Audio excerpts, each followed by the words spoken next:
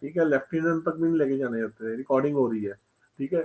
तो सबसे बड़ा जो रैंक इनको मिलता था वो सूबेदार तक का ही मिलता था, यानी जितनी भी बड़ी बड़ी पोस्टें थी जैसे लेफ्टिनेंट जनरल मेजर, जो कॉन्वेंटेड पोस्टें हैं उनमें भारतीय सोल्जर्स को पहली बार नहीं जाने दिया। दूसरी सबसे बड़ी बात क्या थी, भारतीय सोल्जर्स को ये लोग अंडर पेड करते थे, देवर अंडर पेड।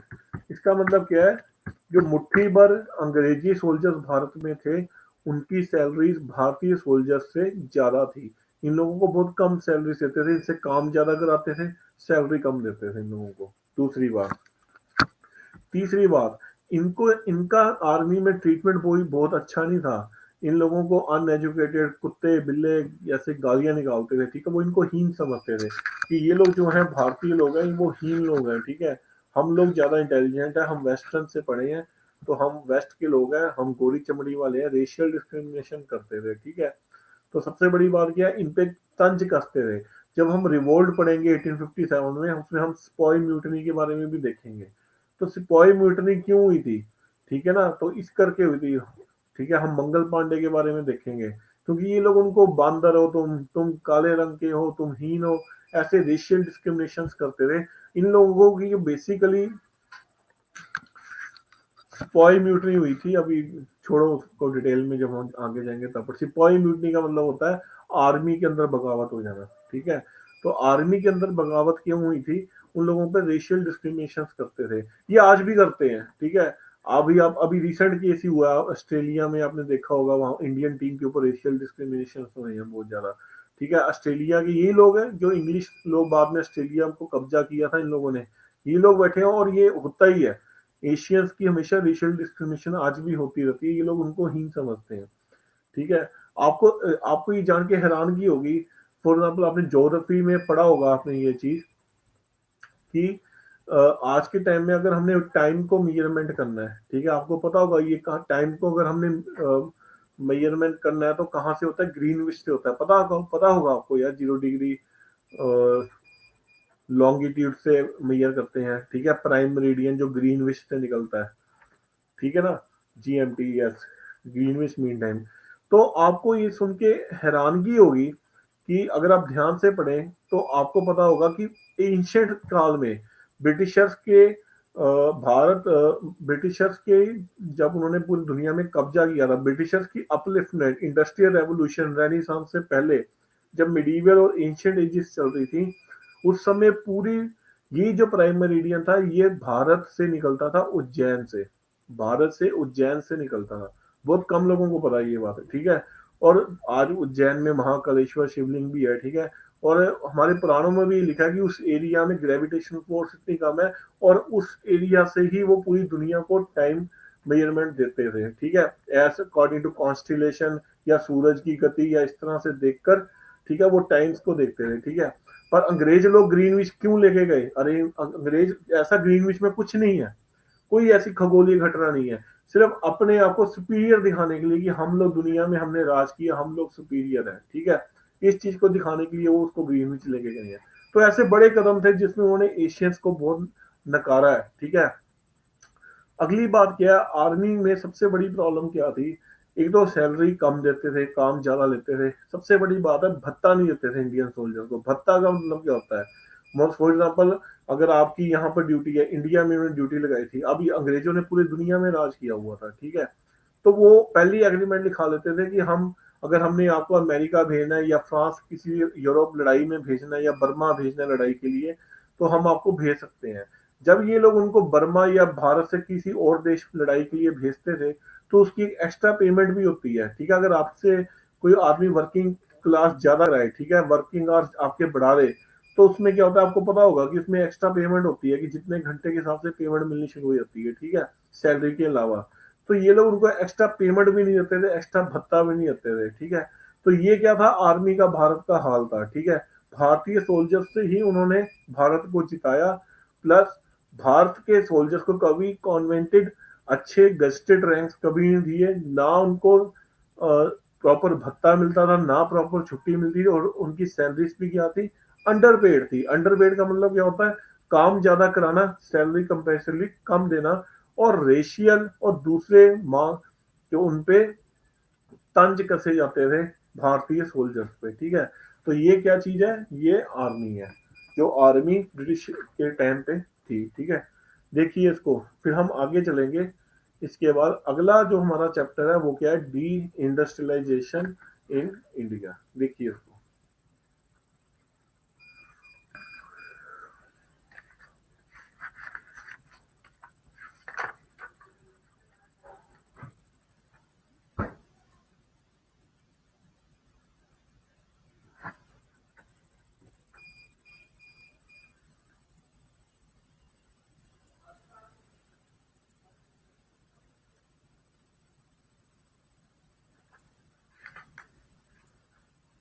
अगर कोई प्रॉब्लम है तो पूछिए, फिर हम आगे चलें।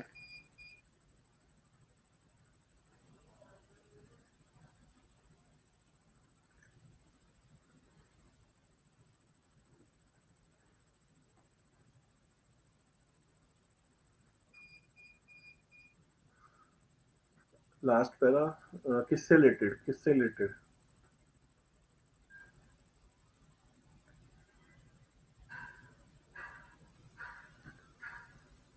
हाँ, देखिए भत्ता वाला सिंपल सी बात है। भत्ते का मतलब क्या होता है, अगर ऑफिस में क्या होता है कि अगर आपकी सैलरी 15 से 20 हजार है, तो वो कहते हैं अगर आप एक्स्ट्रा टाइम लगाएंगे उसके बदले क्या होगा, आपको एक्स्ट्रा पैसे मिलेंगे, ठीक है। तो उसमें क्या होता है, तो उसमें क्या होता है कि अगर आपको बाहर, आर्मी में भी होता है कि बाहर अगर आपको भारत कंट्री, भारत का देश अगर बाहर आपको भेज रहा है, इंडिया से अलग कहीं सर्व करने को कह रहा है, तो आपको जाना पड़ेगा, उसके लिए वो एक्स्ट्रा अलाउंसेस देते हैं, ठीक है। तो एक्स्ट्रा अलाउंसेस इन लोगों को नहीं मिलते थे जब, पर इन लोगों को भारत से बाहर भेजते थे वो लोग लड़ने के लिए।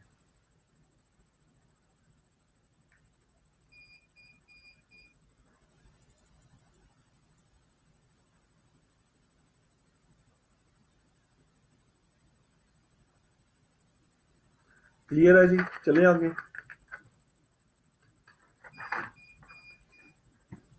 अगला हमारा टॉपिक है डी इंडस्ट्रियलाइजेशन इन इंडिया। जैसे कि आपको दिख रहा है, डी इंडस्ट्रियलाइजेशन इन इंडिया।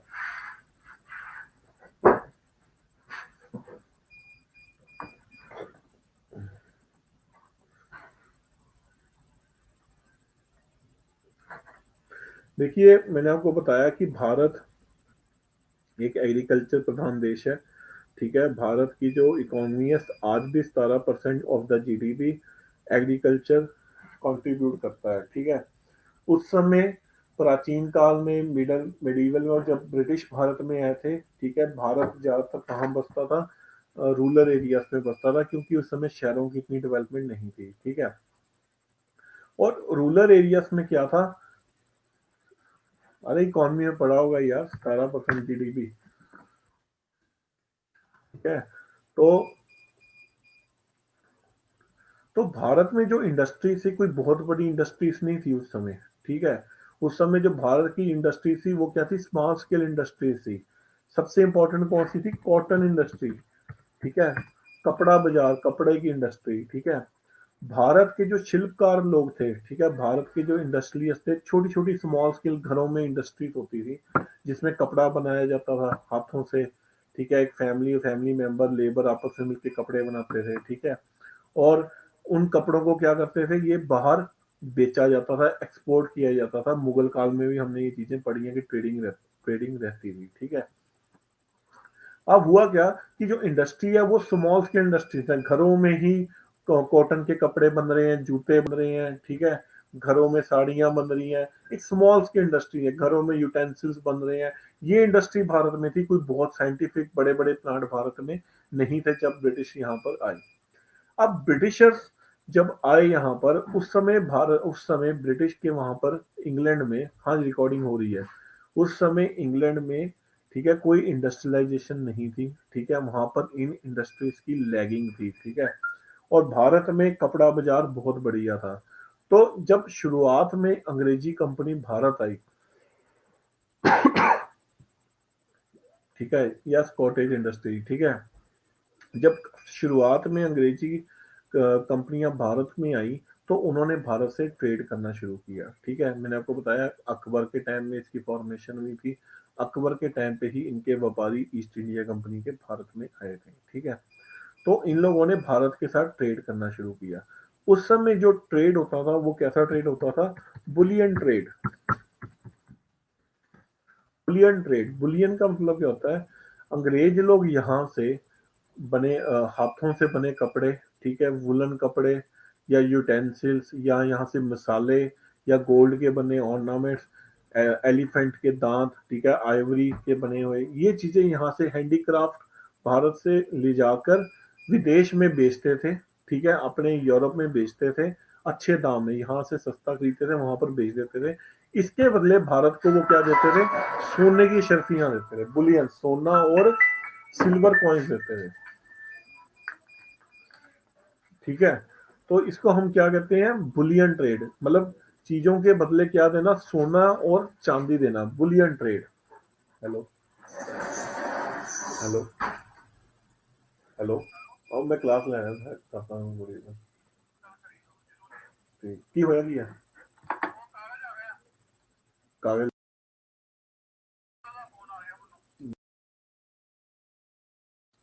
ठीक है, तो इस ट्रेड को हम क्या कहते थे? Boolean trade. ठीक है, भारत की चीजों के बदले उनको क्या देना पड़ता था? सोना और क्या नाम है, चांदी। तो एक वर्ड है इकोनॉमी में, आपने पढ़ा होगा, बैलेंस ऑफ पेमेंट्स का आपने पढ़ा होगा। ठीक है, जिसमें आपने पढ़ लिया होगा अब तक ये चैप्टर। ठीक है, तो जो बैलेंस ऑफ पेमेंट्स उस समय थी वो भारत के फेवर में ज्यादा जा रही थी। ठीक है, अगर एक कपड़े के पीछे, बदले के पीछे आपको सोना मिल रहा है, चांदी मिल रही है, बुलियन मिल रहा है, तो नेचुरली ये जो बैलेंस ऑफ ट्रेड है, बैलेंस ऑफ पेमेंट है, ये सारे का सारा आपके फेवर में जा रहा है। ठीक है, उस समय भारत की कॉटेज इंडस्ट्री, ये चीजें बहुत बेशुमार थी। भारत के प्रोडक्ट्स यूरोप में बहुत डिमांड थी उन चीजों की, क्योंकि यूरोप में उन चीजों की मैन्युफैक्चरिंग नहीं थी। ठीक है ना। अब हुआ क्या, आहिस्ता आहिस्ता अंग्रेजी कंपनी ने अपनी जड़ बनानी यहाँ पर शुरू कर दी। मैंने आपको बताया किस तरह से उन्होंने राज्यों को हराया, डिफरेंट वॉर्स में अपनी पॉलिटिकल पावर को एस्टेब्लिश करना शुरू कर दिया। इन बिटवीन क्या हुआ, यूरोप में एक प्रोसेस हुआ जिसको हम क्या कहते हैं? Industrial revolution. पढ़ा होगा आपने कभी, यूरोप में इंडस्ट्रियल रेवोल्यूशन हुआ। यानी इंडस्ट्रियल रेवोल्यूशन का मतलब क्या है? बड़ी बड़ी प्लांट्स, जो आज हम फैक्ट्रियां देख रहे हैं, बड़ी बड़ी फैक्ट्रीज, ठीक है, ये यूरोप में स्टैब्लिश हुई। ये यूरोप में क्यों स्टैब्लिश हुई? भारत में या किसी और जगह में क्यों नहीं हुई? इंग्लैंड में ही क्यों हुई सबसे पहले इंडस्ट्रियल रेवोल्यूशन? उसका रीजन है, हम वर्ल्ड हिस्ट्री जब पढ़ेंगे उसमें हम देखेंगे कि यूरोप में एक, इंग्लैंड में स्पेशली, एक रेनिसांस नाम का एक मूवमेंट आई थी। रेनिसांस स्पेलिंग देख लेना अपने आप, रेनिसांस। रेनिसांस का मतलब क्या? पूर्व जागृति। ठीक है, इंटेलेक्चुअल वे से सोचना, इंटेलेक्चुअल वे से समझना। ठीक है, ये सबसे पहले यूरोप में आया था। ठीक है, क्या चीज होती है? पहले क्या था? पहले डॉगमास बहुत ज्यादा थे, जो आज भी हिंदू धर्म वगैरह में बहुत डॉगमास है, मुस्लिम धर्म में बहुत डॉगमास है। ठीक है, वहां पर भी डॉगमास बहुत ज्यादा थे। चर्च थी, चर्च वहम फैलाती थी। ठीक है, पोप होते थे वहां पर। ठीक है, वो लोग अपने हिसाब से वहम फैलाते थे कि नहीं जी, ये इस औरत में भूत आ गया है, इस औरत में ये हो गया है। वो अपने हिसाब से चलते थे, ये नहीं करना, वो नहीं करना, भगवान इस तरह से कहते हैं, ईश्वर इस तरह से कहते हैं। उस समय कानून क्या था? रिलीजन ही कानून था। ठीक है, चर्च की डोमिनेंस बहुत ज्यादा थी। हमने एक एपिसोड, आप साइंस में पढ़ेंगे, गैलीलियो गैलीली का नाम सुना हुआ है आपने? गैलीलियो गैलीली का नाम, मैं आपको छोटी सी बात आपको बता देता हूँ, इसी का एग्जांपल ले लेते हैं हम। ठीक है, गैलीलियो गैलीली ने ये बात बोली थी कि जो सूरज है, ठीक है, वो क्या है? कांस्टेंट है। ठीक है, और पृथ्वी जो है उसके इर्द गिर्द घूमती है। ठीक है, पृथ्वी जो है उसके इर्द गिर्द घूमती है। इस बात को लेकर जो वहां के चर्च थी, पोप थी, उन्होंने उनको फांसी दबा दी। उन्होंने उनको फांसी दे दी, ये बात कहकर कि ये जो बात बोल रहे हैं ये गलत बात बोल रहे हैं। जो पोप लोग कहते थे वो ये कहते थे कि नहीं जी भैया, पृथ्वी खड़ी हुई है, सूरज और सब कुछ घूम रहा है उसके आसपास। ठीक है, पर उसने, गैलीलियो गैलीली ने अपने टेलीस्कोप से इस चीज को प्रेरित किया था कि मतलब कि सूर्य स्थायी है पर पृथ्वी उसके इर्द गिर्द घूम रही है, तो उसको फांसी दे दी गई। और बाद में हम लोगों को जाके पता लगा कि ये बात सही है। ठीक है, तो इन चीजों के खिलाफ, इन सेंट्रल डोगमास के खिलाफ, ठीक है, एक पूर्व जागरण में हुआ वहां पर, ठीक है। भारत में भी हम ये चीज पढ़ेंगे, बस अगले चैप्टर में हम पढ़ने लगे हैं, social and religious movements in India, जिसमें आपने देखोगे किस तरह से राजा राम मोहन राय जैसों ने सती को बंद कराया। सती क्या थी? सेंट्रल डोगमा ही थी, ठीक है। तो सती को बंद कराई, इस तरह से पूर्व जागृति हुई वेस्टर्न कंट्रीज में, स्पेशली इंग्लैंड में, ठीक है। तो उसके कारण क्या हुआ, जब आदमी ने अपने इंटेलेक्चुअल वे से सोचना शुरू किया तो बहुत ज्यादा इन्वेंशन हुई वहां पर। डीजल इंजन आया, ठीक है, बल्ब की इन्वेंशन हुई, माइक्रोफोन की इन्वेंशन हुई, डिफरेंट डिफरेंट इन्वेंशन होनी शुरू हो गई, जनरेटर की इन्वेंशन हुई। इससे क्या हुआ, अल्टीमेटली अल्टीमेटली क्या हुआ, वहां पर इंडस्ट्रीज की स्टैब्लिशमेंट हुई। विश्व में सबसे पहले इंडस्ट्रियल की स्टैब्लिशमेंट यूरोप में हुई, और यूरोप में भी सबसे पहले इंग्लैंड में हुई, ठीक है ना, यूके में, यूनाइटेड किंगडम में सबसे पहले हुई, ठीक है। तो अल्टीमेटली क्या हुआ कि वहां पर पूर्व जागृति होगी और इंडस्ट्रीज की स्टैब्लिशमेंट होगी। अब ठीक है जी, इंडस्ट्रीज लग गई हैं, मशीनें लग गई हैं, बिजली वहां पर बन चुकी है, ठीक है। पूरे विश्व में अंधेरा है पर वहां पर बिजली का आविष्कार हो चुका है, ठीक है। लोग वहां पर फैक्ट्रियों में चले गए हैं। सबसे पहले अर्बनाइजेशन हमको कहाँ पर देखने को मिली? इन कंट्रीज में, इंग्लैंड में, ठीक है, फ्रांस में, इन कंट्रीज में मिली देखने को, ठीक है।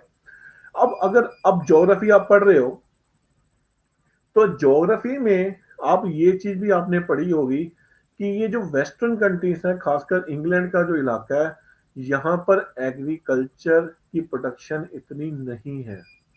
वेरी इंपॉर्टेंट क्वेश्चन, ठीक है। यहाँ पर आपको स्टील मिल जाएगा, यहाँ पर आपको कोयला मिल जाएगा, ठीक है, यहाँ पर कोयले की खाने मिल जाएंगी, पर यहाँ पर एग्रीकल्चर इतना नहीं है इन कंट्रीज में। यूरोप में, स्पेशली यूनाइटेड किंगडम में, इंग्लैंड की साइड में, ठीक है, डेयरी फार्मिंग जरूर मिल जाएगी, एग्रीकल्चर नहीं मिलेगा आपको। यहाँ कॉटन की प्रोडक्शन नहीं मिलेगी, ठीक है, यहाँ पर क्रॉप्स की प्रोडक्शन ज्यादा नहीं मिलेगी आपको, ठीक है। तो अब प्रॉब्लम क्या है, अब अंग्रेजी लोगों ने, ठीक है, ब्रिटिशर्स ने प्लांट्स लगाए, ठीक है, उन्होंने कपड़े बनाने शुरू किए, ठीक है। अब कपड़े बना, अगर आपने सूट बनाना है, कोट बनाना है, हैट बनानी है, आपने पैंट बनानी है, तो आपको उसके लिए क्या चाहिए? रॉ मटेरियल चाहिए पहले। रॉ मटेरियल क्या होता है? कॉटन, ठीक है, कपड़ा चाहिए। अगर आपने जैकेट बनानी है उसके लिए आपको रॉ मटेरियल चाहिए वूल। सीधा बकरी को उठा के थोड़ा अंदर डाल दोगे, बकरी को डाल दिया, सजा दिया, उसको जैकेट में कन्वर्ट कर लिया, ऐसा नहीं हो सकता, ठीक है। आपको उसके लिए रॉ मटेरियल चाहिए, ठीक है। अब मैंने आपको बताया कि ये जो कंट्री थी, स्पेशली यूके, ये एग्रीकल्चर प्रधान कंट्रीज नहीं थी, यहाँ पर एग्रीकल्चर की कमी है। अब प्रॉब्लम आ गई कि रॉ मटेरियल कहाँ से मिले। अब प्रॉब्लम आ गई, रॉ मटेरियल कहाँ से मिले? तो रॉ मटेरियल कहाँ से मिलेगा? ऐसी जगह से मिलेगा जहां पर एग्रीकल्चर डोमिनेंस है, और वो क्या थी? भारत। भारत, इंडिया, ठीक है। इंडिया को आहिस्ता आहिस्ता उन्होंने अपना कॉलोनी बनाना शुरू कर दिया। कैसे? अब देखिए, स्टोरी सुनिए, ये स्टोरी बहुत इंटरेस्टिंग स्टोरी है, ये इंडस्ट्रियलाइजेशन की, ठीक है। अब देखिए, अंग्रेजों को यहाँ पर रॉ मटेरियल चाहिए, कॉटन, वूल, ये चीजें चाहिए, ठीक है। ऊपर से क्या प्रॉब्लम है, भारतीय कपड़े, भारतीय जो चीजें हैं उसकी डिमांड यूरोप में बहुत ज्यादा है, मैंने आपको बताया, ठीक है। यूरोप में वो सामान बिक रहा है। तो अंग्रेजों के लिए अब दो तरफा चैलेंज है। दो तरफा चैलेंज क्या है? पहला, इतनी बड़ी बड़ी इंडस्ट्रियां लगाई हैं, ठीक है, ये तो है नहीं इतनी बड़ी इंडस्ट्री पूजा करने के लिए लगाई है, नेचुरली है, उनके कपड़ा प्रोडक्शन, इन चीजों की प्रोडक्शन के लिए लगाई है। पहली बात, प्रोडक्शन को करना, ये बहुत बड़ा चैलेंज था, ठीक है। दूसरी बात, प्रोडक्शन के लिए रॉ मटेरियल की अवेलेबिलिटी, ये बहुत बड़ा चैलेंज था। और तीसरी सबसे बात ये क्या थी? कंपटीशन, ठीक है। भारत की चीज, अगर आप मार्केट में कोई चीज बनाने जा रहे हैं, कंप्यूटर फॉर एग्जांपल, आपने कंप्यूटर बनाने की कंपनी खोली है, ठीक है, आपने लैपटॉप बनाने शुरू किए हैं, सबसे पहला तो टक्कर आपको ये इन लोगों से, जो HCL जैसी कंपनी चल रही है यहाँ पर, ठीक है, इनसे टकराना पड़ेगा, जो पहली ब्रांड एस्टेब्लिश हो चुकी है। कंपटीशन है, ठीक है। आपका कैसे बिकेगा ये? देखिए, पहला आपको प्रॉब्लम की कि बनानी है, दूसरा क्या था? रॉ मटेरियल, तीसरा क्या था? कंपटीशन। ठीक है, रॉ मटेरियल कहाँ से लेके आओगे, रॉ मटेरियल तो वहां पर है ही नहीं है। अगर आप रॉ मटेरियल कॉटन है फॉर एग्जाम्पल, भारत का वहां पर सूट बिक रहा है, ठीक है ना, आपको रॉ मटेरियल भारत से लेकर आकर यहाँ पर अपनी इंडस्ट्री में अपना सूट बनाओगे, फिर मार्केट में बेचोगे, ठीक है। तो सबसे रॉ मटेरियल को लाने की कॉस्टिंग नहीं है, उसमें भी तो पैसा खर्चना पड़ेगा ना आपको, उससे क्या होगा, आपका सूट महंगा हो जाएगा।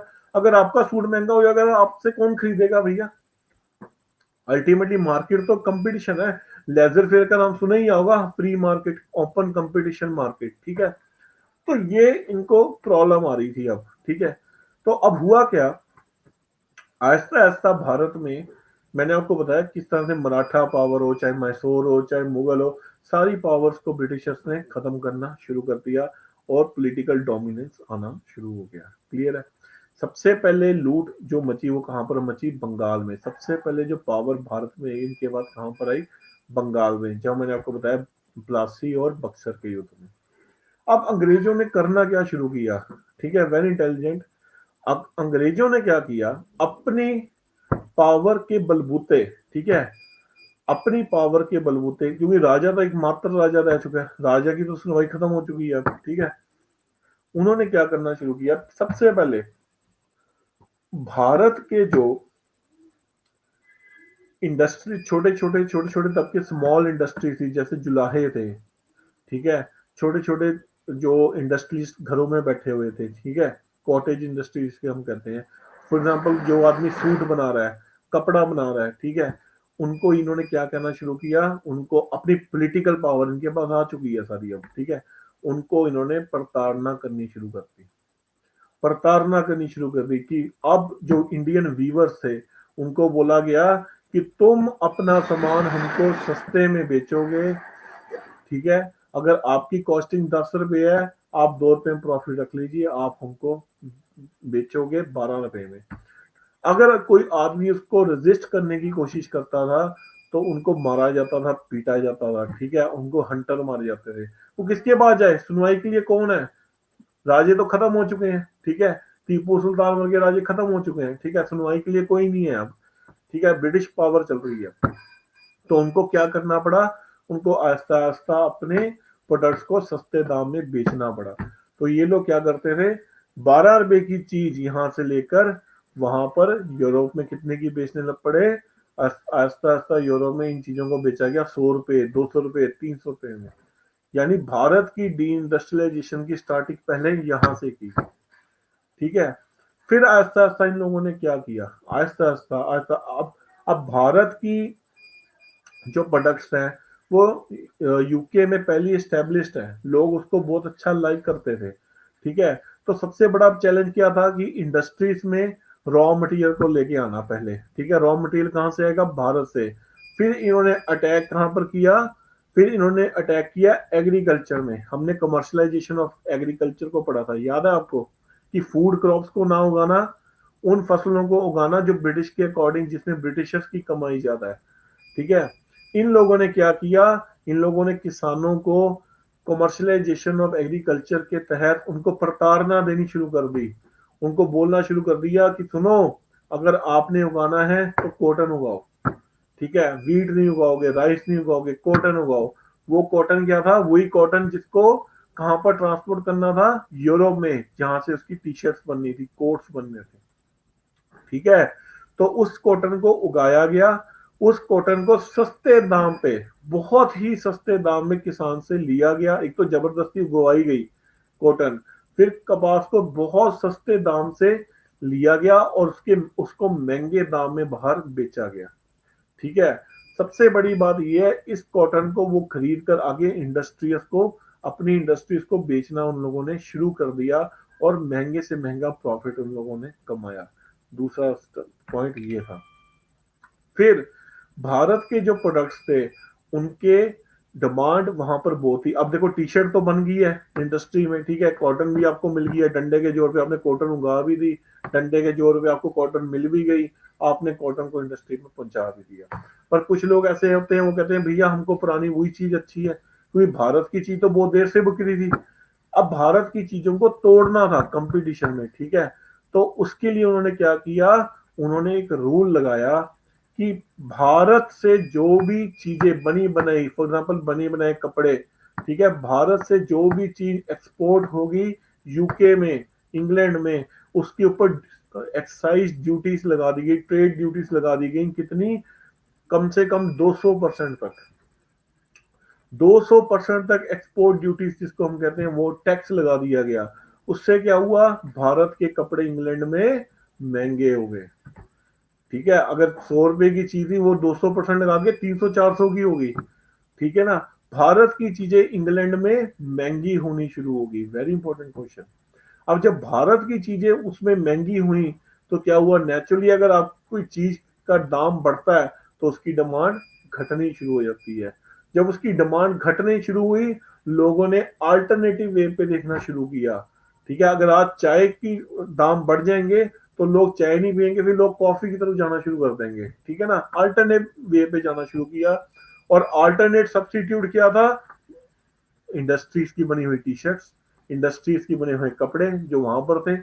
ठीक है, तो इस तरह से उन्होंने इंडियन प्रोडक्ट्स को आहिस्ता आहिस्ता मार्केट से हटा दिया वहां से, और अपना प्रोडक्ट्स को प्रमोट करना शुरू कर दिया। क्लियर है? ऐसा एक किस्सा इसके बारे में बोला जाता है अक्सर कि भारत का एक एक लेडी थी वहां पर। ठीक है, उसने भारत का रुमाल खरीदा। कई होते हैं कि नहीं जी हम महंगी चीज भी खरीद लेंगे। ठीक है, उसने भारत का रुमाल खरीदा और उसको कम से कम नहीं तो ट्रिपल टैक्स पड़ा, फाइन पड़ा कि तुम्हारी हिम्मत कैसे हुई कि तुमने भारत का सामान खरीद लिया। ठीक है, टोटली ट्रेड को डिस्टॉर्ट कर दिया गया। ठीक है, इससे क्या हुआ? भारत का ट्रेड गिरना शुरू हो गया और यूरोप में इसी की बढ़त होनी शुरू हो गई। ठीक है, अगला अगाव इन लोगों ने क्या किया इंडस्ट्रियों को रोलने के लिए? फिर अगर इतने से भी पेट नहीं भरा तो इन्होंने एक नया काम शुरू किया। अब जो इंडस्ट्रीज थी, फैक्ट्रियों की बनी टी शर्ट थी, फैक्ट्रियों के बने कपड़े थे, उसको भारत में एक्सपोर्ट करना शुरू किया। भारत में एक्सपोर्ट करना शुरू किया और उसके अब भारत में जो वो कपड़े आ रहे हैं उसके ऊपर ड्यूटी बिल्कुल माफ कर दी गई। भारत की कपड़े वहां पर जा रही है उसके ऊपर 200% ड्यूटी कर दी गई, और वहां से बने बनाए कपड़े यहाँ पर आ रहे हैं उसके ऊपर ड्यूटी बिल्कुल माफ कर दी गई। तो इससे क्या हुआ?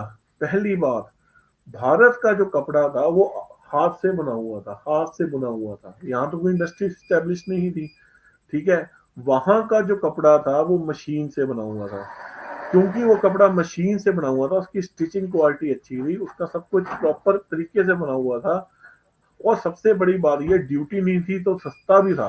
ठीक है, कि भारत से में तो वो चीज महंगी होगी, वहां से वो चीज सस्ती भी आ रही है और अच्छी भी आ रही है। आस्ता आस्ता क्या हुआ? भारत के ही लोग उन कपड़ों में शिफ्ट होने लग पड़े, और इससे क्या हुआ? भारत की इंडस्ट्रीज खत्म होनी शुरू हुई, इन लोगों का माल बिकना बंद होना शुरू हो गया, और इस तरह से भारत की इंडस्ट्रीज को खत्म कर दिया गया। अब यहाँ पर क्या चल रहा है? वहां के प्रोडक्ट्स जो है यहाँ पर बिक रहे हैं। भारत क्या बन गया? भारत इंग्लैंड की सिर्फ एक कॉलोनी बन गया, एक कॉलोनी बनकर रह गया। कॉलोनी का मतलब क्या है?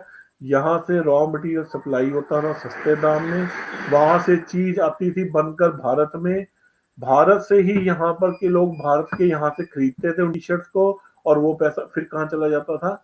इंग्लैंड में। तो भारत क्या बन गया? एक कॉलोनी बन गया। इस तरह से भारत में इंडस्ट्रीज का खात्मा कर दिया गया। This is known as deindustrialisation in India. 1833 में हम पढ़ेंगे एक्ट, 1833 में एक एक्ट आया जिसने ईस्ट इंडिया कंपनी के ट्रेडिंग राइट्स को खींच लिया। ईस्ट इंडिया कंपनी के ट्रेडिंग जो मोनोपोली थी ईस्ट इंडिया कंपनी की, भारत में सिर्फ ईस्ट इंडिया कंपनी ही ट्रेड करना है, उस मोनोपोली को तोड़ दिया। उससे क्या हुआ? 1833 का जो एक्ट था हम पढ़ेंगे इसके बारे में, उसमें बाकी इंग्लैंड की बाकी कंपनीज को भी परमिशन दी गई कि वो भी भारत में ट्रेड कर सकते हैं। पहले सिर्फ परमिशन ईस्ट इंडिया कंपनी को थी, अब क्या हुआ? बाकी कंपनियों को भी ट्रेडिंग की परमिशन दे दी। जब बाकी कंपनियां भी आ गई, रेमंड भी आ गया, ठीक है ना, तो टॉम एंड जेरी भी आ गया, ठीक है, टॉमी हेलेफर भी आ गया, ठीक है, नाइकी भी आ गई, एडिडास भी आ गया। तो इससे क्या हुआ? अरे एक ईस्ट इंडिया कंपनी कम थी जो इतना कुछ आ गया। ठीक है, उससे भारत का व्यापार बिल्कुल खत्म हो गया, भारत के industries small scale cotton industries बिल्कुल खत्म होकर स्वाहा होगी। और इसको हम क्या कहते हैं, deindustrialisation in India. Bharat एक कॉलोनी बन के रहेगी। रॉ मटेरियल सस्ते पे सप्लाई करना और महंगी चीजों को खरीदना, यहाँ पर प्रोडक्ट्स को खरीदना, वही पैसा वापस इंग्लैंड चले जाना। इसको हम क्या कहते हैं, deindustrialisation in India. Clear है जी।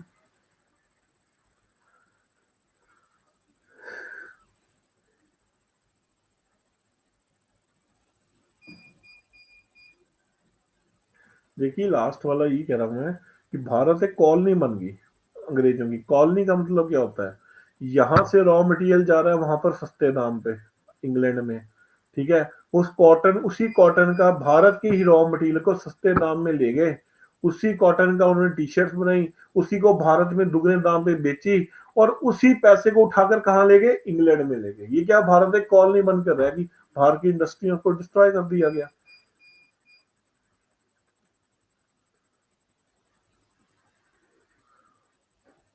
देखिए 1833 में उनकी मोनोपोली तोड़ दी। पहले ईस्ट इंडिया कंपनी को ही, मैंने आपको बताया 1600 में चार्टर एक्ट पास हुआ था, जिसमें क्वीन ने ईस्ट इंडिया कंपनी को ही परमिशन दी थी कि आप भारत के साथ ट्रेड कर सकते हैं।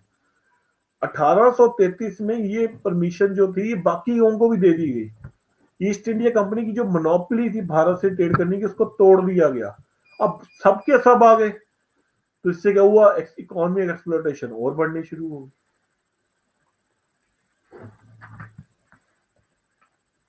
देखिए इसको,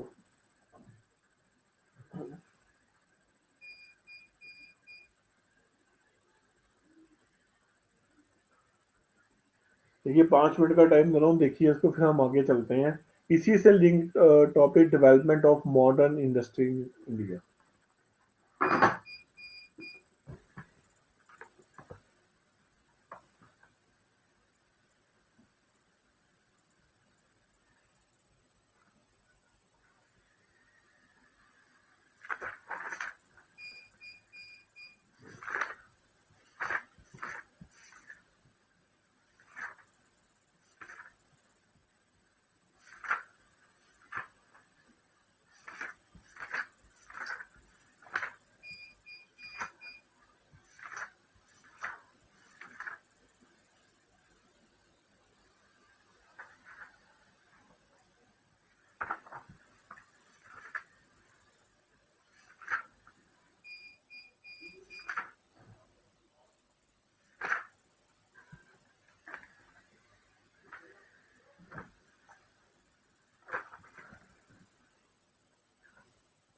रेनिसांस पूर्ण पूर्ण जागृति, सेंटर डॉगमास वहम भरम से उठकर अपने दिमाग को लगाना।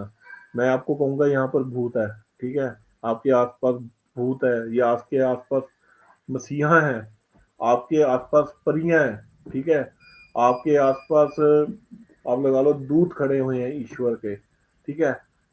रेनिसांस का मतलब क्या है, रेनिसांस का मतलब यह मेरे कहने से क्या हो रहा है, ठीक है, मेरे कहने से कुछ नहीं हो रहा।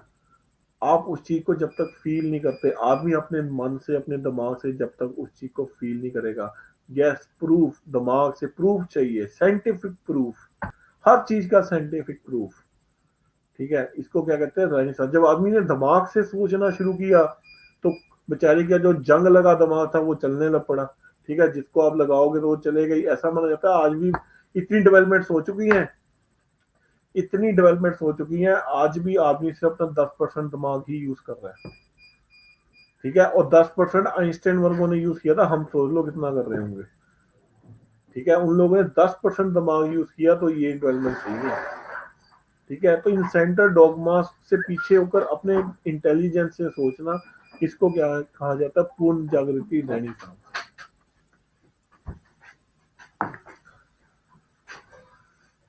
ठीक है। अब अगला टॉपिक हमारा है development of modern industries in India, ठीक है। देखिए ये तो मैंने आपको बता ही दिया किस तरह से इंडस्ट्रीज को तबाह कर दिया गया भारत में, ठीक है, ब्रिटिशर्स ने। पर स्टिल दो तीन इंडस्ट्रीज भारत में, जो भारत के व्यापारी सेठ लोग भी थे, जमींदार लोग थे, सेठ लोग थे, बैंकर्स थे, उन लोगों ने development of modern industries in India, ठीक है। तो जो भारत के बड़े अमीर लोग थे उन्होंने फिर भी कोशिश की भारत में चाहे ब्रिटिशर से परमिशन लेने की, कुछ इंडस्ट्रीज मॉडर्न लाइन पे इस्टेब्लिश करने की। ठीक है, कुछ इंडस्ट्रीज को मॉडर्न लाइन पे इस्टेब्लिशमेंट करने की फिर भी हिम्मत दिखाई गई। तो सबसे पहली इंडस्ट्री भारत में जो आई वो 1885 में जूट इंडस्ट्री बनाई गई। जूट इंडस्ट्री, एक जूट इंडस्ट्री का प्लांट बनाया गया। पहली जूट मिल बनाई गई कहाँ पर? रिश्रा में। आपने ज्योग्राफी में पढ़ा होगा, वेस्ट बंगाल में। ठीक है, बंगाल के रिश्रा इलाके में सबसे पहले जूट का मिल लगी थी, जूट का प्लांट लगा था। जो पहली मॉडर्न इंडस्ट्री भारत में आई, भारतीयों के द्वारा इसको बनाया गया, चाहे अंग्रेजों से परमिशन लेके बनाया गया, पहली बात। इसी लाइन पे दूसरी जो इंडस्ट्री आई वो कौन सी थी? पहली मॉडर्न टेक्सटाइल इंडस्ट्री। पहली मॉडर्न टेक्सटाइल इंडस्ट्री जो भारत में बनी, ठीक है, मॉडर्न लाइन में, वो कहां पर बनी थी? बॉम्बे में। बॉम्बे में ये जो इंडस्ट्री बनाई गई थी भारतीयों द्वारा बनाई गई थी, पर इस इंडस्ट्री का अल्टीमेट कंट्रोल ब्रिटिशर्स के हाथ में था। ठीक है, वो क्यों बनने देंगे भैया? ठीक है, तो उन लोगों की परमिशन लेना, ग्रांट्स लेना, लेबर्स की परमिशन लेना, ये सारे का सारा अल्टीमेट रोल किसके हाथ में था? ब्रिटिशर्स के हाथ में था। तो पहली मिल बनी जूट इंडस्ट्री, दूसरी बनी मॉडर्न टेक्सटाइल इंडस्ट्री बॉम्बे में। इसी के साथ साथ सबसे इंपॉर्टेंट चीज कौन सी है? भारत में टाटा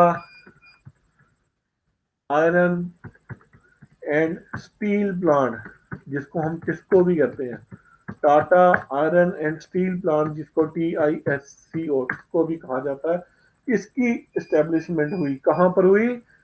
जमशेदपुर में। पहला आयरन और स्टील प्लांट भारत का कौन सा था? यही था, जमशेदपुर में। ठीक है, तो किसने बनाया था पता होगा आपको? ठीक है, टाटा कंपनी के बारे में आपको पता होगा। ठीक है, तो इन्हीं लोगों ने, इनके पूर्वज ने इनको बनाया। बॉम्बे में जो इंडस्ट्री बनी वो मॉडर्न टेक्सटाइल, कपड़े की मॉडर्न टेक्सटाइल इंडस्ट्री जो बनी वो कहां पर बनी? बॉम्बे में। ठीक है, और पहली आयरन एंड स्टील प्लांट कहां पर लगा? Tata iron and steel plant, Jamshedpur. ठीक है, तो ये क्या थी? भारत की पहली मॉडर्न इंडस्ट्री। देखिए बनी तो कम ही है, पर थोड़ी बहुत बनी है, चलो इसके बारे में जिक्र तो हमको करना पड़ेगा, वरना बनने की तो परमिशन मिलती ही नहीं थी यहाँ पर। देखिए,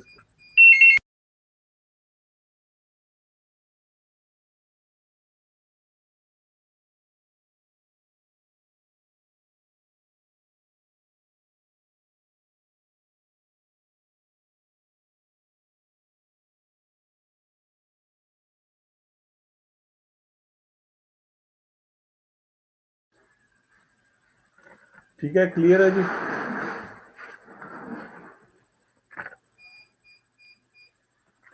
क्लियर है जी? आगे चले। हाँ, परमिशन जो लेनी पड़ती थी वो ब्रिटिशर से लेनी पड़ती थी। अगला टॉपिक जो है वो हमारा है modern means, modern means of transport. 5 inch 6 inch rose light 2 2 piece. Bandage कह दिया, पूछ ला, बैंडेज कह दिया।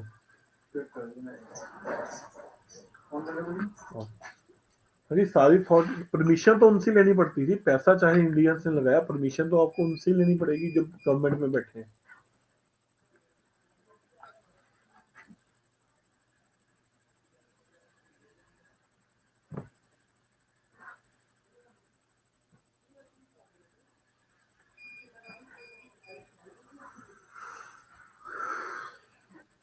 हेलो, हाँ जी मैम, वो किट्टा सी है मैम।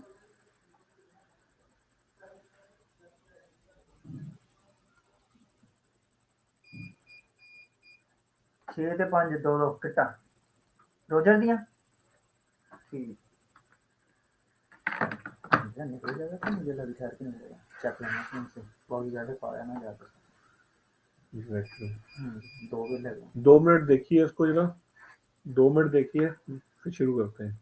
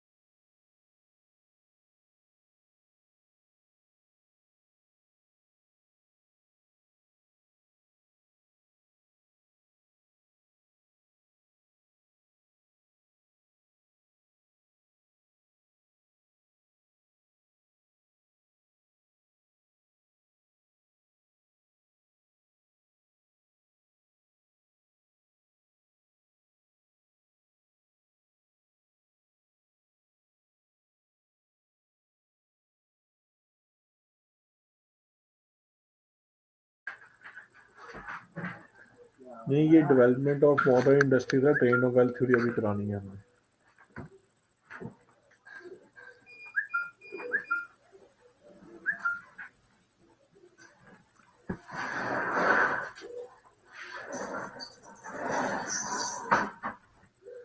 चलिए आगे चलें फिर हम। ठीक है, अगला टॉपिक है modern industry, modern communication in India. Bharat में ब्रिटिश ने क्या क्या डेवलपमेंट की, क्या क्या मॉडर्न कम्युनिकेशंस बनाई? Railways, postal services, Telegram services. Telegram अब तो खत्म हो गया है, अब तो व्हाट्सएप आ चुका है। ठीक है, उसके अलावा रोडवेज, सड़कें।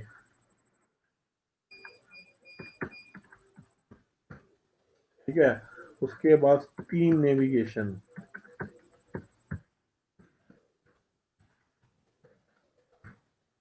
ठीक है, टेलीफोन सर्विसेज।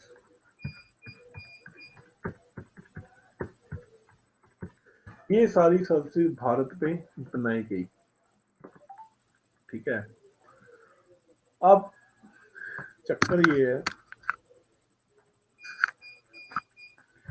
कि आपको ऐसा लगेगा कि अंग्रेजों को तो हम ऐसे ही जूते मारी जा रहे हैं कि अंग्रेजों ने हमको लूट लिया, खा लिया। ठीक है, ये तो हमारे लिए बहुत बड़े एक देवता साबित हुए, इन्होंने ये चीजें दी जो हम लोग बना ही ना पाए। ठीक है, तो आपको ऐसा लगेगा कि हमने तो ऐसे अंग्रेजों को जूते मार कर भगा दिया, इससे अच्छा अंग्रेजी शासन यहाँ पर रहता। ठीक है ना, यहाँ पर ही अमेरिका बन जाता, तो तिंदर पिंदर छिंदर को कनेडा ना जाना पड़ता, कनेडा। ठीक है, तो ऐसे ही हम लोगों ने भगा दिया यहाँ पे। ठीक है, तो ये चीज गलत है।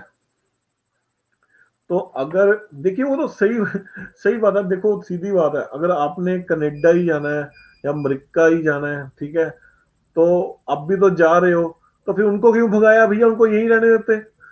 गांधी ने ऐसे उठा के उनको भगा दिया। अगर यही काम बाद में करने थे, कनेडा अमेरिका ही जाना था, इंग्लैंड जाना था, तो उनको क्यों भगाया? यहीं पर ही कनेडा अमेरिका बन जाना था। ठीक है ना, चलो फिर भी। तो अब अगर इन लोगों ने ये चीजें बनाई तो क्या हमारे हमारे लिए बनाई? तो इसका आंसर है नहीं। जो इन्होंने ये चीजें बनाई उसमें उनके पर्सनल इंटरेस्ट थे, हमारा कोई इंटरेस्ट नहीं था। ठीक है, हमारे लिए कुछ नहीं किया, अपने पर्सनल प्रॉफिट के लिए किया। कैसे? रेलवेज बनाई गई। फॉर एग्जाम्पल, रेलवेज को बनाया गया। रेलवेज को क्यों बनाया गया?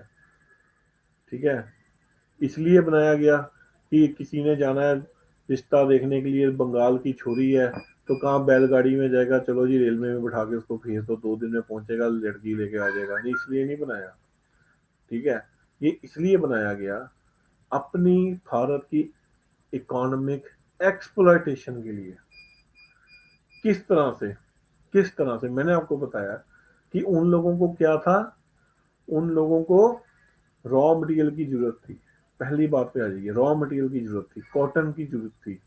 उन्होंने रेलवेज को क्यों बनाया? गांव गांव, शहरों शहरों तक रेलवेज बनाई। क्यों बनाई? डिफरेंट जगह से कॉटन को कलेक्ट किया जाता था और उन रेलवे की जो कनेक्शन थी कहाँ पर थी, बंदरगाहों तक ट्रेनों को चलाया गया, ताकि कॉटन रॉ मटेरियल, बाकी चीजों के रॉ मटेरियल, जूट का रॉ मटेरियल, इंडिगो, टोबैको, ये चीजें क्या भारत से उगाकर इन रेलवे के नुक्कड़ कॉर्नर, पिंड पिंड, गांव गांव से उठाकर इन चीजों को कहाँ पहुंचाया जाए, पोर्ट में पहुंचाया जाए, गांव तक, टाउन्स तक इन रेलवे को बनाया गया। वहां से रॉ मटेरियल्स को कलेक्ट किया जाता था, रेलवे को बंदरगाह तक कनेक्ट किया जाता था, और उस बंदरगाह से इन मटेरियल को इंग्लैंड भेजा जाता था। फिर इसी रेलवे को यूज किया जाता था किसके लिए, वहां से जो बनी बनी टी शर्ट्स आती थी, वहां से जो पैंट्स आती थी, हैट्स आती थी, मॉडर्न इंडस्ट्रियल प्रोडक्ट्स आते थे, उनको इसी रेलवे के थ्रू गांव गांव तक पहुंचाया गया, और गांव गांव तक जाकर भारत के सारे इंडस्ट्रियों को खत्म कर दिया गया।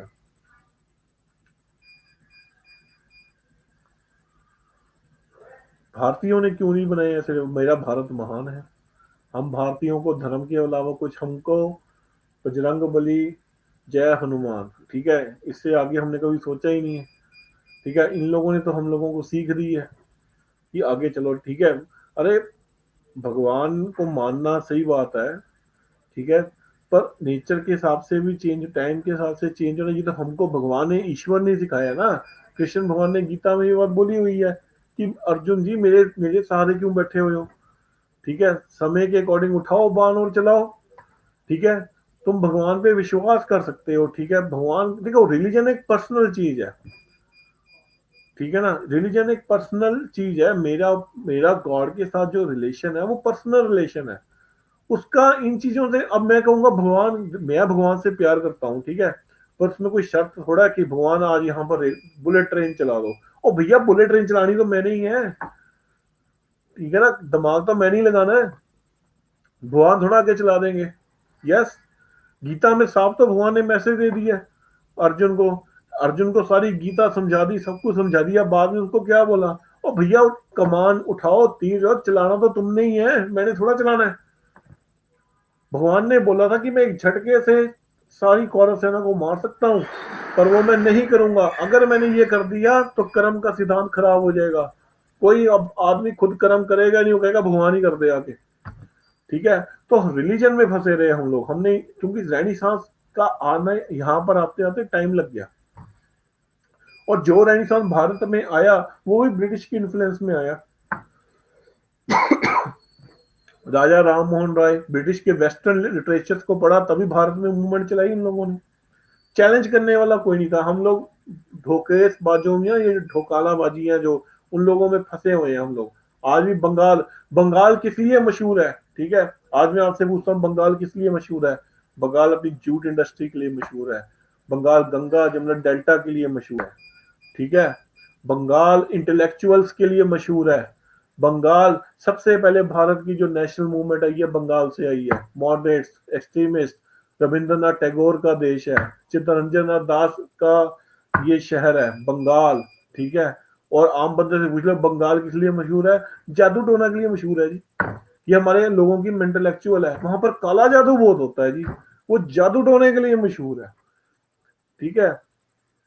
तो हम लोग इंटेलेक्चुअल चीजों से बाहर आ ही नहीं पाए, ठीक है, इन चीजों, जादू टोना, बंगाली बाबा। अब मेरे को एक बात भी समझ में आती, अब मैं, आप मानोगे नहीं, चलो मैं आपसे एक बात शेयर कर रहा हूँ। आज से 5 साल पहले मैं एक बाबा को मिला था, बंगाली बाबा जा रहे थे एक, ठीक है, मैं हिमाचल में था, अलग निरंजन करते जा रहे थे, वहां से तो वैसे ही हमने कहा फ्री बैठे हुए हैं, थोड़ा बाबा जी से मस्ती करते हैं। मैं कहा बाबा जी ऐसा है, हमारा ना एक लड़के से थोड़ा भिड़त चल रही है। कहते क्यों चल रही है भिड़त तुम्हारी, वो कह, मैं कहा हमको एक लड़की लौंडिया पसंद है, वो लड़का भी उसके पीछे लगा हुआ है, भैया कुछ करो यार, ऐसे कुछ सिस्टम चलाओ। तो बाबा कहते तुम टेंशन ना लो यार, ठीक है, तुम मेरे पास आओ, हम इस तरह से जादू टोना करेंगे, यहाँ से मटकी फेंकेंगे, सीधा लड़के के मटकी उसके सिर पर जाके लगेगी, लड़का तो गया काम से, लौंडिया तुम्हारी। तो मैंने क्या बोला, मैंने बोला बाबा जी अगर ऐसी बात है तो इंडिया पागल है जो आर्मी पाल रही है। अब देखो अगर ऐसी बात है, अगर बाबा जी यहाँ बैठ के मटकी उठा सकते हैं, वहां पर फोड़ सकते हैं, तो हम तो, भारत देश, पूरी दुनिया पागल है, जो वहां पर इतनी बड़ी आर्मी बैठाई हुई है, लाखों करोड़ों का जो बजट लगा के रखा हुआ है, वहां पर 4-5 बाबे बैठा दो, बस सारी इन्वेस्टमेंट मटकों में करो, यहाँ से मटका आ जाएगा, वहां पर उनकी लेफ्टिनेंट पे, कर्नल पे, आर्मी पे, मुशर्रफ पे, सब पे फाड़ी हो जाती। ठीक है, तो ये हम लोगों की मेंटेलिटी है। ठीक है, बंगाल किस लिए मशहूर है? बाबा जी के लिए मशहूर है।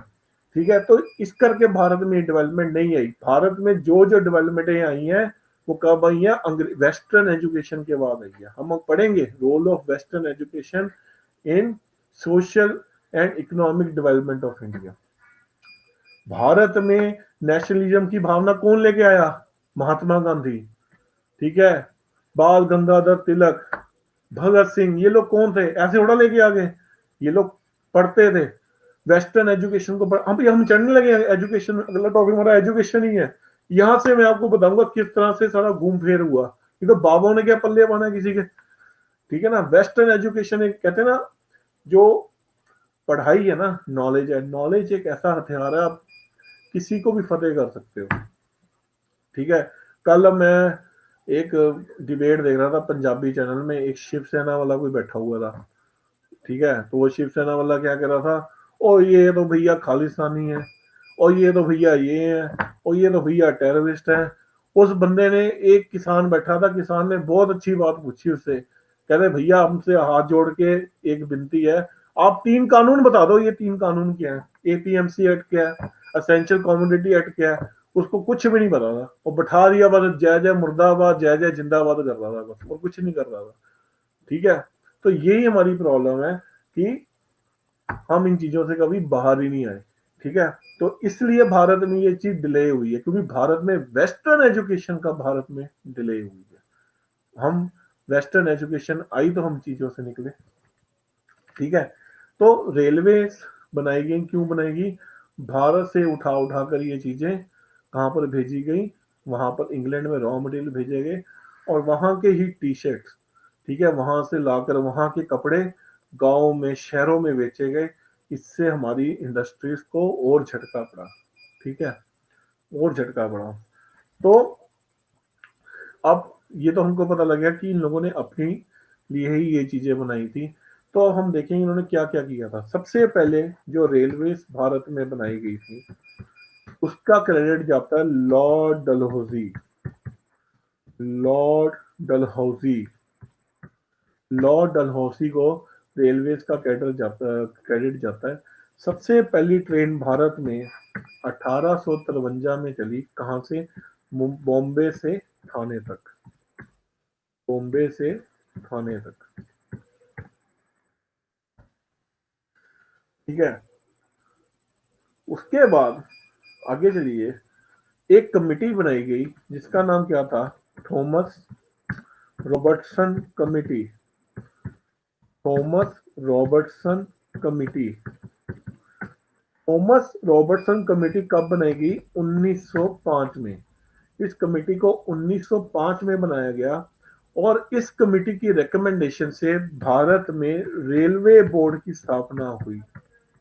भारत में रेलवे बोर्ड की स्थापना हुई। फिर 1925 में एक और कमेटी बनाएगी जिसका नाम क्या था? William Acworth committee. William Acworth committee. 1925 में विलियम एक्वर्थ कमेटी बनाई गई। इस कमेटी की रिकमेंडेशन से रेलवे बजट और जनरल बजट को अलग कर दिया गया। रेलवे और जनरल बजट को अलग कर दिया गया। अब आपको पता होगा ये फिर से एक कर दिया है, बीजेपी गवर्नमेंट ने फिर से एक कर दिया इसको। ठीक है, ये चीज याद रखना, अब अलग नहीं है, अभी 2-3 साल पहले की है। ठीक है, तो ये अब एक हो चुका है। ठीक है, अरुण जेटली जब फाइनेंस मिनिस्टर थे, उन्होंने इसको फिर से एक कर दिया। ठीक है, तो तब तक अभी 3-4 साल से पहले तक ये 1925 से लेकर अभी तक ये कैसे चलता आ रहा था? रेलवे बजट, और आपने देखा होगा टीवी में रेलवे बजट और जनरल बजट अलग अलग पेश होता था। ठीक है, वो इसी कमेटी की रिकमेंडेशन से अलग हुआ था। ठीक है, क्लियर है रेलवे जी?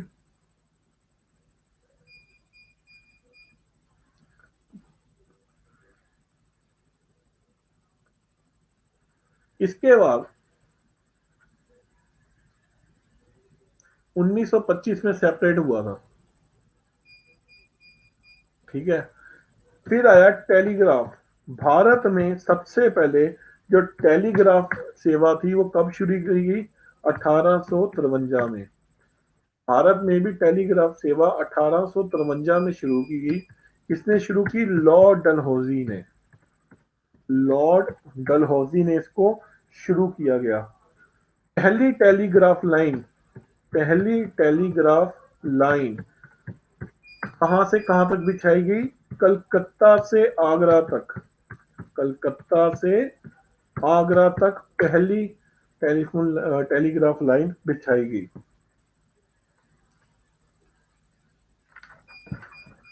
1853 में ही 1853 में ही भारत में पोस्टल सर्विसेज शुरू की गई। पोस्टल सर्विसेज मॉडर्न स्टाइल में डाकघरों का बनना, ठीक है। ये पोस्टल सर्विसेज शुरू की गई। किसने शुरू की? लॉर्ड डलहौजी ने। लॉर्ड डलहौजी ने, ठीक है। और लॉर्ड डलहौजी ने ही 1853 में लॉर्ड डलहौजी ने ही कराची में, वेरी इंपॉर्टेंट क्वेश्चन, कराची में सबसे पहली पोस्टल स्टैंप, सबसे पहली पोस्टल स्टैंप को इनॉग्रेट किया। सबसे पहली पोस्टल स्टैंप को इनॉग्रेट किसने किया? लॉर्ड डलहौजी ने, कराची में।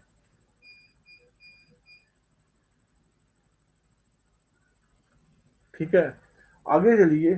स्टीम शिप्स, स्टीम शिप्स भी लॉर्ड डलहौजी ने ही भारत में चलाई। लॉर्ड डलहौजी ने ही भारत में स्टीम शिप्स को चलाया। स्टीम शिप्स, ठीक है, कब सबसे पहली चलाई गई? 1850 में।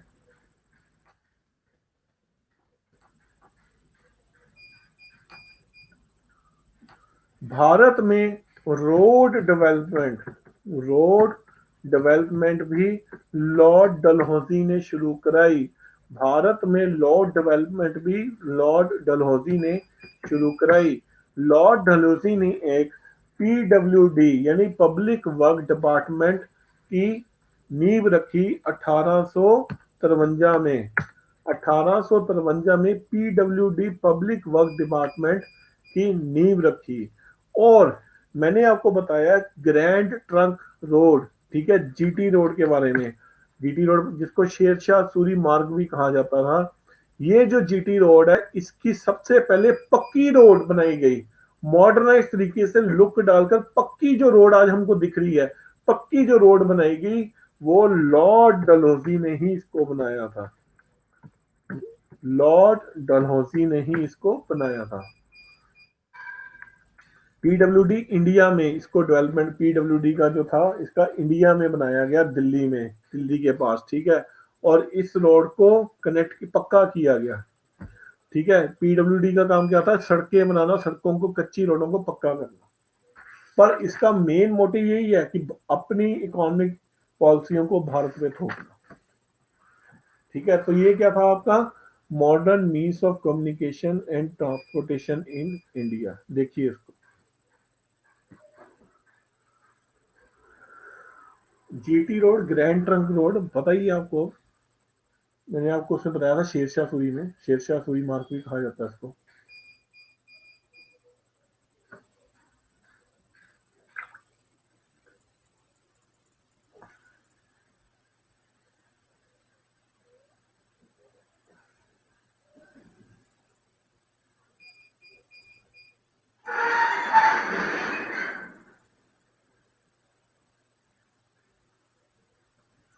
हाँ 5 मिनट ले लो, फिर हम आगे चलते हैं।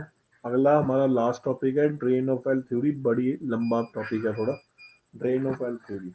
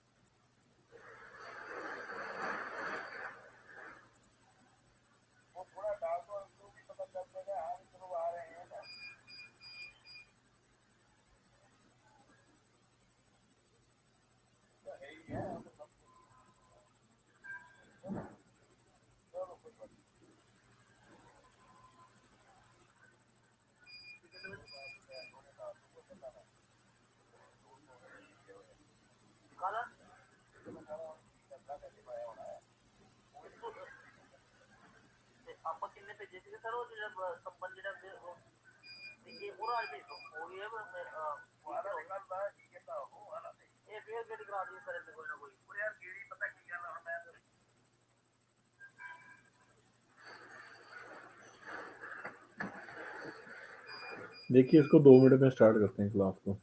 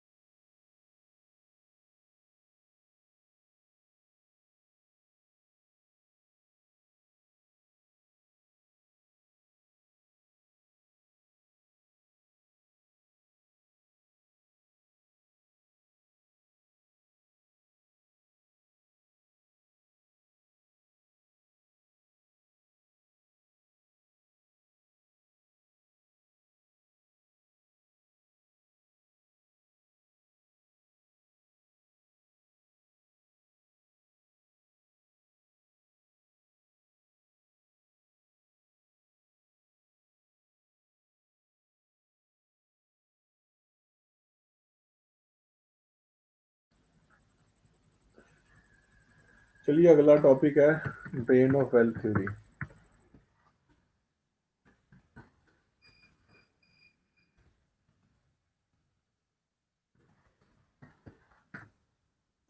Drain of wealth theory.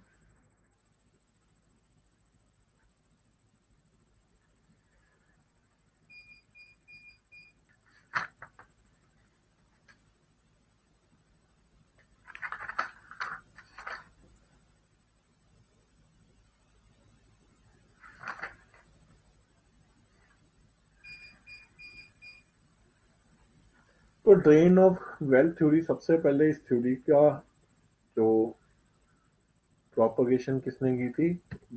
दादा भाई नौरोजी ने। दादा भाई नौरोजी, इनको grand old man of India भी कहा जाता है, ठीक है। तो grand old man of India भी कहा जाता है। सबसे पहले ड्रेन ऑफ वेल्थ थ्योरी के बारे में दादा भाई नौरोजी ने बताया था, ठीक है। तो दादा भाई नौरोजी ने क्या बोला था कि भारत में जो गरीबी है, भारत की जो पॉवर्टी है, ठीक है, उसका सबसे बड़ा कारण क्या है? अंग्रेज है, ठीक है। भारत पहले सोने की चिड़िया थी, ठीक है, भारत अमीर देश था, ठीक है, पर भारत को इन लोगों ने गरीब देश बना दिया। क्यों? अपनी पॉलिसीज में। उन्होंने बोला भारत का पैसा इन लोगों ने वहां पर ले गए, ठीक है, भारत से चीजों को लेके गए, उसके बदले में जो रिटर्न आना था उसके बदले में जो भारत को प्रॉफिट आना चाहिए था वो भारत को नहीं आया, जिसके कारण भारत पॉवर्टी में चला गया। फॉर एग्जाम्पल आप कपड़े की बात ही ले लो, ठीक है। मैंने आपको बताया किस तरह से उन्होंने भारत की इंडस्ट्रीज को तबाह कर दिया। भारत के कॉटन सस्ते दाम में लेते थे, महंगा बेचते थे। अगर ये ऐसा ना चल रहा होता तो क्या था, उस चीज का रिटर्न भारत को ही आना था, ठीक है ना। भारत का ही बना कपड़ा सस्ते दाम में लेना, महंगे दाम में बेच देना और पैसा अपनी जेब में, उसका रिटर्न भारत को कुछ नहीं आना। भारत के रिसोर्सेज को इंग्लैंड में भेजना और उसका कोई रिटर्न भारत को ना देना, जिसके कारण क्या हुआ, भारत में गरीबी आ गई। इसको क्या बोला गया, trend of wealth theory given by दादा भाई Naoroji, the grand old man of India. अब उन्होंने एक इस बहुत इंपॉर्टेंट क्वेश्चन है, इस थ्योरी को अपनी किताब में लिखा जिसका नाम क्या था, poverty and un British rule in India, poverty and un British rule in India. इस किताब में उन्होंने इस थ्योरी को प्रोपोगेट किया, ठीक है। फर्दर उन्होंने और इसके ऊपर डिटेल की। उन्होंने कहा कि इन्होंने अंग्रेजों ने, गोरों ने भारत को चूस के रख दिया, ठीक है। किस तरह से, इन्होंने अपने होम चार्जेस भी भारत से ठगे। किस तरह से, अब देखिए इस बात को समझने की शुरू कीजिए। उन्होंने डिटेल में इसको बताया किस तरह से लूटा गया। इंग्लैंड की कंपनी भारत में आई, East India company. East India company ने भारत में सिविल सर्विसेज को चलाना शुरू किया, ठीक है।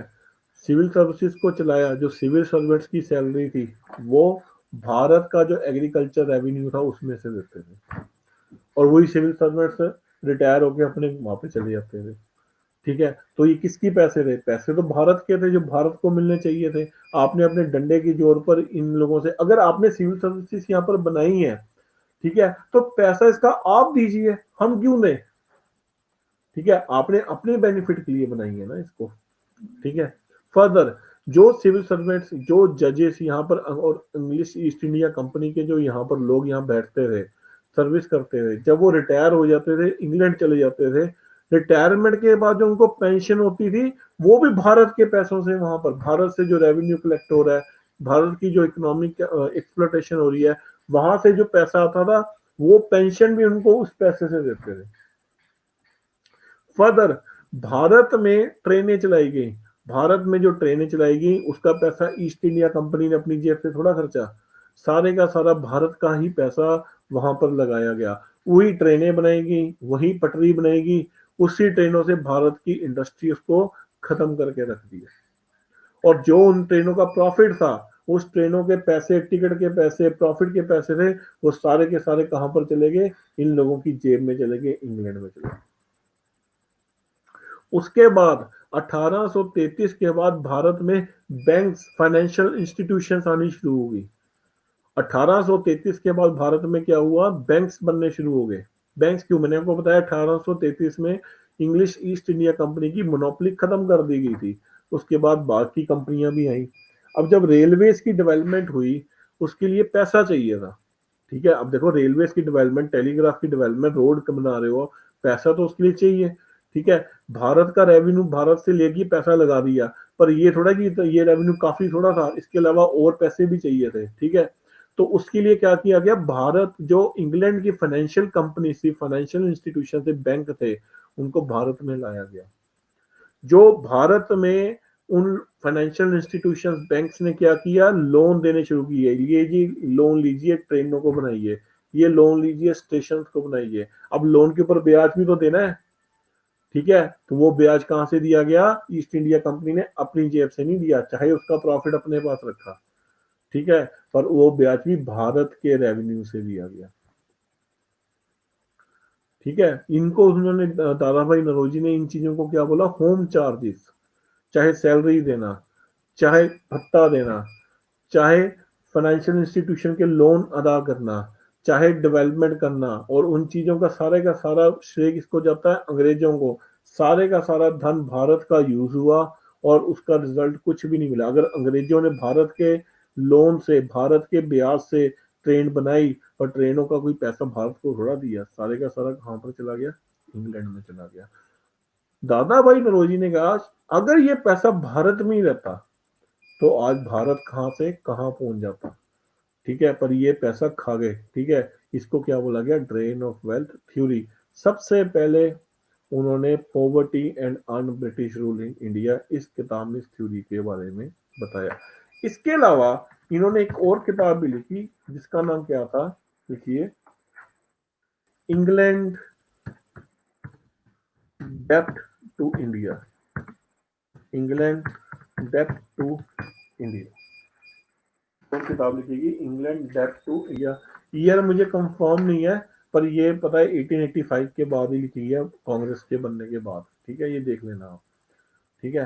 होम चार्ज बुक का नाम है drain of wealth theory by poverty and un British rule in India, ठीक है। दूसरी बुक का नाम है इंग्लैंड डेप्ट टू इंडिया। होम चार्जेस आपको मैं बता चुका हूँ, सैलरी देना, ठीक है, पेंशन देना, ट्रेनों को बनाना, लोन लेना तो उन लोन की चुकाई करना, सब कुछ भारत के पैसे से ही किया गया। वो सारे का सारा भारत के पैसे से इन्वेस्टमेंट की गई। टिकट के पैसे देना, यस, भारत के पैसों से ट्रेन बनाएगी, पर वो जो टिकट टुकड़ के पैसे भारतीयों को नहीं दिए, वो सारे इंग्लैंड ले गए, भारत का पैसा इंग्लैंड चला गया, ठीक है। तो इसको क्या कहते हैं, ट्रेन ऑफ वेल्थ थ्योरी, ठीक है। अगला ट्रेन ऑफ वेल्थ थ्योरी के ऊपर काम किसने किया, महादेव गोविंद रानाडे। दूसरा आदमी जिसने इसके ऊपर काम किया वो कौन थे, महादेव गोविंद रानाडे। महादेव गोविंद रानाडे, इन्होंने एक किताब लिखी थी जिसका नाम क्या था, essays on Indian economics, essays on Indian economics,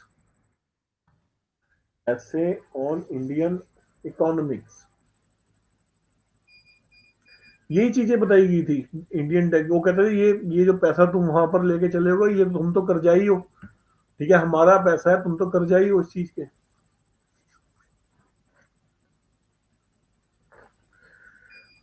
देखो पहला काम किसने किया, दादा भाई नौरोजी ने। दूसरा काम किसने किया इसके ऊपर, महादेव गोविंद रानाडे ने। महादेव गोविंद रानाडे ने किताब लिखी जिसका नाम क्या था, essays on Indian economics, essays on Indian economics.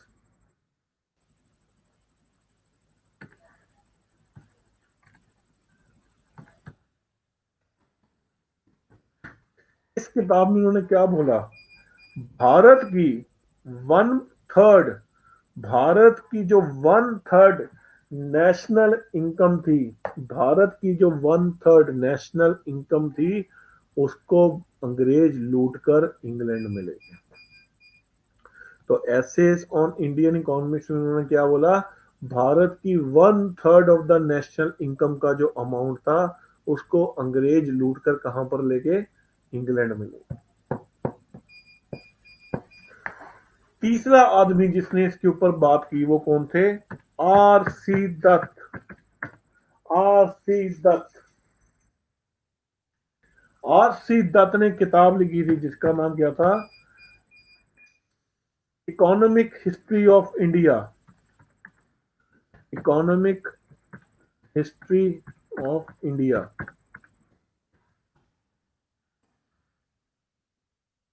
RC. Dutt ने किताब लिखी इसका नाम क्या था, इकोनॉमिक हिस्ट्री ऑफ इंडिया।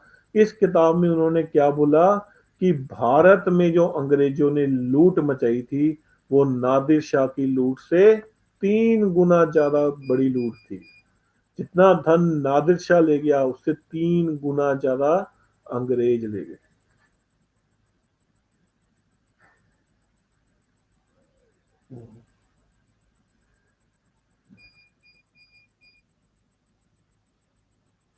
अगला काम इसके ऊपर किसने किया, एक अंग्रेजी अफसर, एक ईस्ट इंडिया कंपनी का ऑफिसर, अंग्रेज खुद मानते हैं इस बात को, जिसका नाम क्या था, John Digby, John Digby. John Digby ने एक किताब लिखी थी जिसका नाम क्या था, prosperous British India, prosperous British India. इस किताब में उन्होंने खुद ये, एक अंग्रेजी अफसर खुद ये बात मानता था कि भारत में से पैसे को लूटा जा रहा है, भारत का जो धन है उसको ड्रेन कर कर इंग्लैंड में लेके जाया जा रहा है, खुद वो मान गया अपनी कंपनी की करतूत। इसके अलावा एक और ब्रिटिश ऑफिसर था जिसका नाम क्या था, John Sullivan. John Sullivan John Sullivan ने अपनी किताब में, अपने एक लेख में, हाँ, prosperous British India,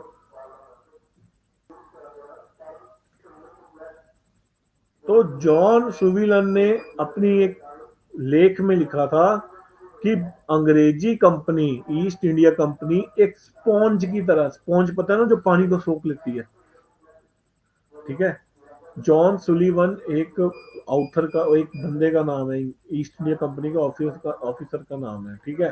prosperous British India एक बुक का नाम है, ठीक है, जो वो किताब लिखी थी, जॉन डिग्बी ने लिखी थी ये किताब, ठीक है। तो जॉन सुलीवन ने क्या बोला, जो ईस्ट इंडिया कंपनी है एक स्पॉन्ज की तरह है। स्पॉन्ज, स्पॉन्ज पता ना आपको क्या होता है, स्पॉन्ज जो पानी को सोख लेता है।